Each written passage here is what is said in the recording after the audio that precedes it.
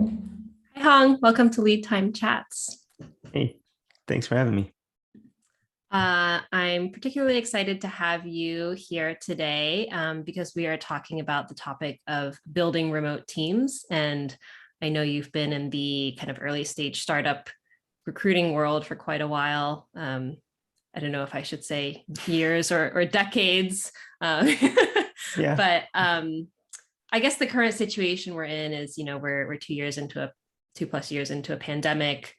Many teams have been working and hiring entirely remotely during this time, and people are working with people that they've maybe never met in person before.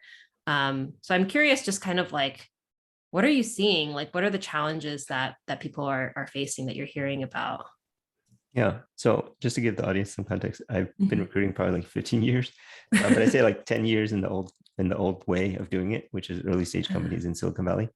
And then the last 2 years have been um, not just building teams, but I actually had to let my own team go in that time period. Mm, So I shut down my startup and had to find everybody a soft landing. And then I've helped a few founders do this in the last 2 years. And then in the last year, I've recruited for probably 4 or 5 companies. Um, I won't mention, which ones per se, but a lot of lessons learned in the last year have been like building these remote teams or finding remote employees to join an existing team. And it's difficult because like some of these teams have context. They've been working together 4 or 5 years, mhm. and then you're trying to find new people. And the added challenge of doing interviewing remote, Yeah. you lose a lot of the nuance when you're not in the same room. And you can potentially hire somebody remote. They never ever come into HQ. They never ever meet the team. And then you're expected to like work, as you were normally when you don't have that context. And I think that's really challenging.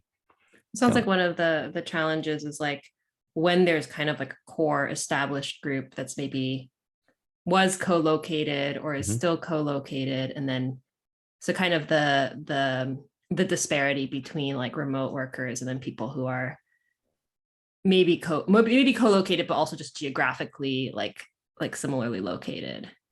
Yeah, I think being in the same location is helpful, but being on the same time zone is overrated. Like people don't realize that it's really important to be within similar time zones or the expectation set so that I just did a call with somebody on the East Coast and she's like, it's time for dinner. My son's here. Like, I'm like, cool. It's only midday here, right? So Yeah. we still have like a lot of work to do, but it's the end of the day for them. And so I think for teams that already exist, it helps to be very clear like what the expectations are. So if you already have an existing team and two of the startups I work with are robotics and hardware, we Mhm. need the people in the office as best as we can, like obviously following all COVID protocols and things like that. Mm. But there are teams there that will never be remote. And we just make it very clear, like this is not a remote role. I think every company has to figure out remote or has had to figure out remote in the last 2 years versus like remote first companies, which were actually very rare. If you think back 10 years, like Yeah. very few companies did that. I could probably name them off the top of my list, like five, 6 companies that were remote Right. first. And so I think every company's had to do this transition, big and small startups to, huge conglomerates had to do their remote policy or whatever. But now hopefully with, you know, I don't want to say the end of COVID in sight because we said that last year. But with like shifts in the pandemic, I think there's a return to office that's going to happen. Mhm. And there's no right or wrong, right? Like there are people who love being in an office. Like I love being in an office. I also don't love driving. So everybody will find out their own like personal preference, and hopefully the team has flexibility of schedule. I think flexibility is more important Yeah. than anything. Compared to kind of the more traditional in-office recruiting and hiring that you were doing earlier on, what are the biggest shifts you've seen in the last 2-3 years? So there's a shift in like the way we do recruiting, and then there's also a shift. I think a major shift in the way candidates think about work, and so that's a bigger conversation we can have too. But the way recruiting's done is now, it's very process oriented, like it always has been. Like I've always, emphasized clean process and fast, speedy kind of decisions, Mhm. and these days more so than ever because it's easier in some ways for people to interview. So I had a senior software engineer at a local startup, and we reached out to her. And, her resumes available, LinkedIn, hired, all of that. She did 20 different interviews, 20 different companies While working full time, or was she while in working between? full time. Oh my God. And Wow. she got 12 offers. Whoa. Yeah. Wow. So, and we were at one of her top 2 or 3 offers, but she didn't sign. And the thing is, like, the joke I made was everybody's recruiting or everybody's interviewing, but no one's getting hired. Because now think about this 20 companies, they all think they have a really solid candidate in the pipeline. She's going Yeah. through the process, they're going to get to offer stage. And in the old days, you get to an offer stage and, most likely they take it. So it's easier to interview. And so companies are spending a way more time interviewing, but Yep. not landing candidates. Right. And as a recruiter, I only care about the very end of the process, right? So Right. you can have all this great pipeline, all these great candidates, but at the end of the day, she can only take one offer, Right. right? So you Yeah. have 11 companies that are disappointed after whatever, a month, or for us, it was probably a month, but some companies, it was probably 6 weeks of interviewing. Right. And she was a Yeah. solid. I've been scheduling interviews and was kind of stuck in the like, oh, I need to find a like block of time. And then I was like, wait, I can, this person's out of office, but I can schedule him for Tuesday and then schedule this other person for, Wednesday, and everyone's just at home anyways. So, Right. They're not like awkwardly in their, whatever, like suspiciously nice clothing and like out of office for like 2 hours. Everyone's like, are you interviewing somewhere? Yes, the suspiciously nice clothing is a very Silicon Valley thing. Yeah, I mean, so on the one hand, it's easier to interview candidates because you can have a sort of remote process. On the other hand, it's very easy for good candidates to be interviewing multiple places. Right. In between and their then meetings. Right, exactly. You mentioned that the other shift you're seeing is that candidates are thinking about work differently. Can you just kind of describe what you've been seeing there? So again, like I went through this with my team, like after we had to let go because of supply chain issues, not because of the team. They're all great people and I would work with them again at any time. But finding, a soft landing for a team, my team and other teams, I've worked with a handful of founders now who have shut down their own teams. And it's a painful process for everybody. I think even for those founders themselves, when they have to decide to shut down, like it's a big kind of question mark. Who are you? What do you do? It's all the questions I asked on my first call with most people. But all the founders and all the employees and everybody in general, again, within this kind of privileged remote work office culture, it's what I call the crisis of meaning. So your work is no longer just a 9 to 5. I mean, for some of us, it never was, but I think people are looking for something more meaningful. And so if your company is like, let's pick an example, Facebook doing something frivolous or like actively making the world worse, like it actually impacts your happiness, your personal happiness, even if they pay you really well and the stock price keeps going up or whatever. But like a lot of folks there are just not happy with kind of where they sit. So they want to find more meaningful stuff. So, early days around this time last year, I was working at a climate tech startup, and you would not believe the quality of people that were just coming in. I was like, wow, we're like a seed stage company. Like there's hardly anything out there about us, but I'm getting to talk to all these great people, leaving big companies, leaving, Apple, and they just wanted to work on something more meaningful. Even though Apple's arguably a great company, right? But the product they were on, the team they were on, the whatever, it wasn't aligned with what they were looking for. So do you think the cause of that, or like what would you attribute that to? Because I could see it coming from like kind of the blurring of work and home. So like your work feels much more closer to like your personal life, so it affects you more. Or also just the pandemic, right? Like being in a pandemic and being like, okay, what actually really matters? And like if I'm gonna die of COVID, like what am I gonna say I spent my time doing? Or it's both. So I have a thesis around the blurring between personal and professional life. So that's a whole thing. And the second part is, it's a little bit of like this existential crisis of like, am I doing the most important thing? Am I working on things that I'm going to be proud of?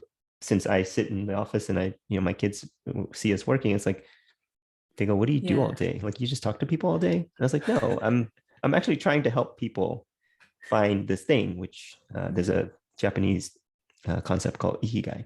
Mhm. And it's like what you're good at, what the world needs. And the American version of it is like what you get paid for. Um, the Japanese version is like 2 circles and the American version is 3 or 4, right? Oh, really? I Yeah, didn't know yeah, the yeah. Americans added that extra circle. Well, I think it's 3, and then the Americans added a 4th or something like that. And they Okay. complicated it. But I like the classic version of like what the world needs and what you're good at. And then hopefully I like you see. get some value from that. And it's a very Japanese way to think about like remember the I Dream of Sushi guy? Like Hmm. nobody actually dreams to become a sushi chef when they were a kid, but in Hmm. the work that he's done and the way he thinks about the craft, he's now become a sushi master, and therefore he's found his value, and that's the most valuable thing that he can do.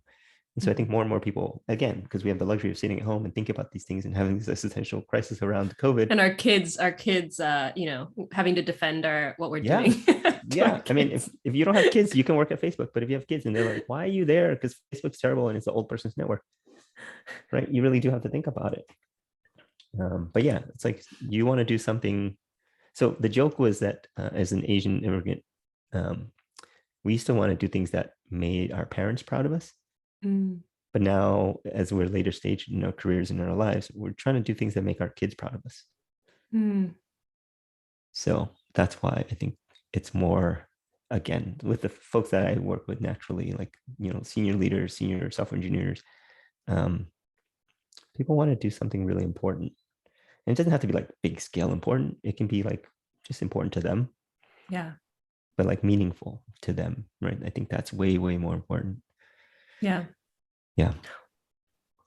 I guess I'm thinking about hiring managers and teams. Like, Mhm. obviously, there's like what kind of company you work at, right? Like, climate tech startup, it seems like a lot easier for people to be like, this is meaningful work, right? But Mhm. like, regardless of the company, are there things that, or I guess, regardless of the space the company is in, are there things that hiring managers should be doing differently, given that people are thinking about work differently?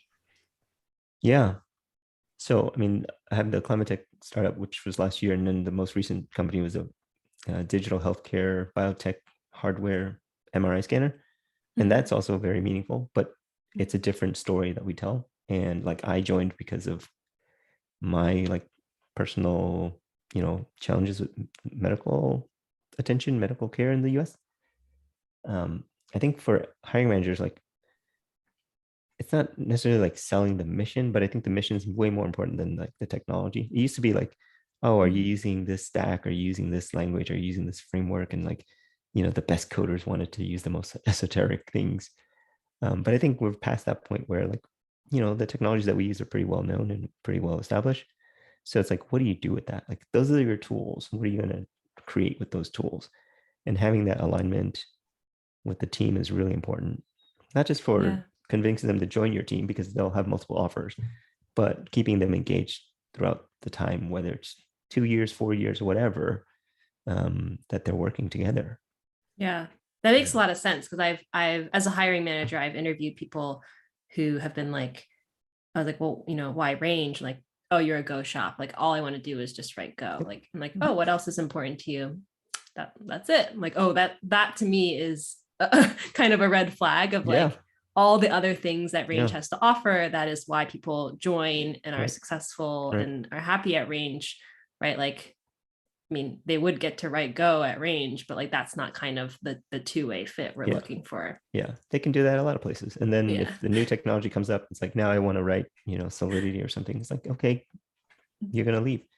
And that's Mm-hmm. fine. But, people who find enjoyment in learning new languages and like jumping from one project to the next are probably not the right people for your team. Yeah. So I always think about matching, software engineers to companies and industries and things like that. But that's pretty easy. I think it's much, much harder to match people to teams. Mm-hmm. So even for you as a VPE, like you're looking for a certain person. Like I make it very like it's very personal. It's almost like matchmaking.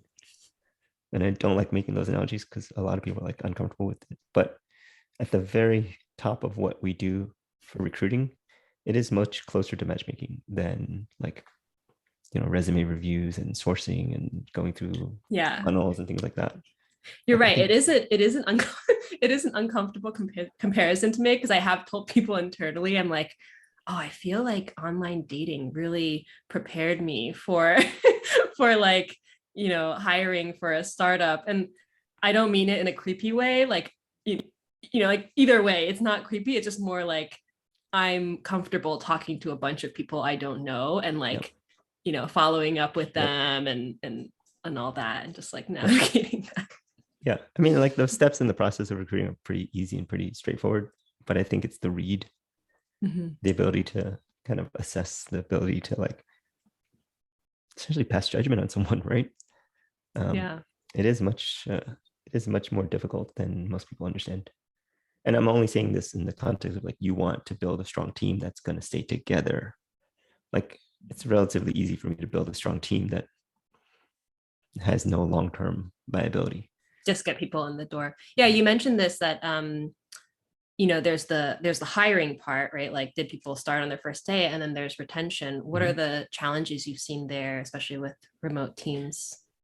Yeah. So with remote teams, it's really hard to build what I call the esprit de corps. It's Mhm. essentially like camaraderie that we take for granted at early stage companies. When it's like 12 people in a room, everybody knows everybody, everybody knows their, personalities. There's a natural ebb and flow of work. But when everybody's sort of distributed or remote, that separation does prevent a lot of the unspoken to go unspoken. So it's really hard to build a team. First of all, it's really hard to get that team together Mhm. to feel like they're a team. And then it's really hard to engage that team and to keep them feeling like a team.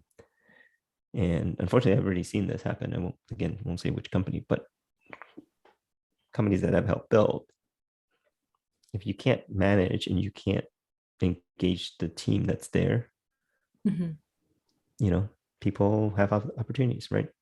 And so I think everybody's trying to find that. And again, with software engineers, they're lucky in that there's huge demand.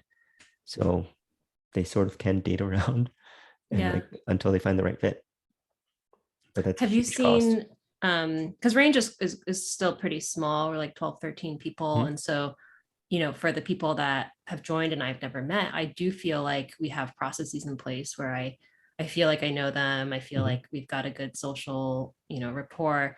But kind of what you mentioned before, which was like, teams that have been working together for years, and then they bring on someone remote, and there's kind of like the in group, and then Yep. the Yep. the people who are outside of that. Have you seen cases of this being successful and working well, and what are the things teams did to make it work? Yeah. So I mean, it's difficult to add new people to a team, whether they're together or not. It's always been difficult. Mm-hmm. It's making sure that they're welcome, making sure that they're set up to succeed. HR. I usually do recruiting, and I kind of hand off once the person starts, and HR takes care of them. Mm-hmm. And I've always had like a contentious relationship with HR internally because I don't think they do a good job. And so it Mm. does feel like a waste of my efforts to like build this great team and then not have people, stay long term. Um, but I think one of the things we've done at one of the companies is that we have a quarterly get together. So everybody comes together. Like most of the team is here in HQ on the peninsula, but there's like pockets of teams that are sitting in other areas. So every quarter we fly everybody in, even just for a week. We have a lot of like downtime, so it's not a meeting heavy week, Mm. so that people can kind of get to know each other. We do more events and things like that. It's not the same as being co-working together in the same space, but it does help bridge that gap, and it does help people kind of get to know each other outside of work, Mm-hmm. even though they're doing work events, but they get to know each other on a personal level. And so I think that does help build those bonds, and it helps strengthen those bonds even when they go back and work remote for the rest of the 3 months, right? And then the next Yeah. quarter we do these get-togethers. We do all hands, essentially all hands, but not the weekly all hands meetings on Zoom, but like an all, I don't know what they call them. I think a lot of bigger companies do this a lot, but I think it's worthwhile even for smaller companies. I would argue it's actually Mm-hmm. more valuable to smaller companies to get that team together periodically, at least quarterly. Yeah. We're planning our first one since the beginning of the pandemic. So I'm Yeah. I'm definitely looking forward to meeting meeting some people. And even though I'm like, oh, I know them, I'm sure it'll be different. Like it'll It feel is. We differently. did this at the end of last year, and everyone's like, oh, I know that person. I talk to them all the Right, time. right. And then you're like, oh, I thought you were short. And it's like, no, Yeah. I'm actually quite tall. Yeah. So Like I feel like I'll meet them and like have a different experience. And then when I see them on Zoom again, it'll be like yes, it'll be a different yes, experience, it right? will. It definitely will. Yeah. Yeah. You had mentioned this a little bit earlier of like the actual interviewing process being very different. And I mean, there's some like pros for the candidate, right? Like you can kind of hop in or like schedule in a bunch of interviews and interview at 20 companies. But I imagine that a downside is that it can also feel really like impersonal and like and isolating as well, because Yeah. I just remember interviewing and like or having people come into to companies and you get a sense of the office energy and culture. You might swing by, like they might schedule you in to like swing by the kitchen to see if you want coffee, and then you'd like chat with people there, see what kind of snacks they have, very important data for your important decision. But now it's just like you're just in this Zoom room and then people come and like interview you and then they leave, right? It's like a very weird experience. Is there anything that you've seen companies do to kind of fill that like more like team culture gap?